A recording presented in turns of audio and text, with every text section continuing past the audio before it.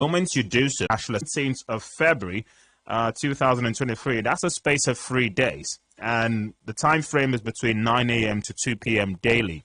And a lot of persons are asking, if it's taken 3 months and over for Nigerians to return their old notes in exchange for the new ones, and people are complaining that it's still not enough, and it's part of the extension from the 31st of January to February 10, the complaint is still that it's not enough. So will 3 days be enough for Nigerians to complete the online requirements set by the CBN to deposit their old notes at their respective banks, take the deposited teller to the CBN, and then get your account credited and validated? Will 3 days be enough? Well, the jury is still out on that, but it looks like these are issues that might likely prolong.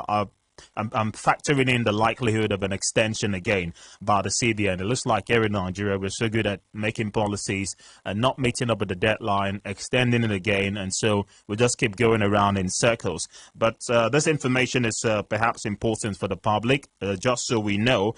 If you go to your bank now, all you simply need to do is ask questions at the customer care unit in case you're not properly guided about what to do. So you can fill the online registration form that the CBN has said. If you have a bank app, it's easy to do. I think some persons yesterday said, even if we have the bank app, we're not so well grounded on this information. So if that is the case, I think the best thing to do is to go to your bank and ask questions. So if you go to your bank and complete this requirement by the CBN, your bank would issue you a deposit teller.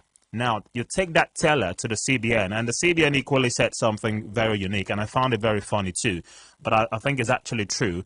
You are to comport yourself when you go to the CBN, because I've looked at the fact that the reasons why we had issues with the Naira swap is that you have so many queues at the banks, and we know how Nigerians normally behave in situations like this. No one wants to give way for the other. I mean, why should we have crisis with simply going to the bank to deposit money? It has never happened before, except you're talking about withdrawing via the ATM, which should not even be a problem, because the CBN had said you can only make 20,000 Naira withdrawals from an ATM. So why are we having challenges standing by queues to withdraw money? I think I like to blame that on the human factor. So the CBN has said if you go to the CBN complex and offices, you're to comport yourself. Otherwise, you could be embarrassed by security operatives. So all you're going to do there is submit that deposit teller and then go to your house. It's as simple as that.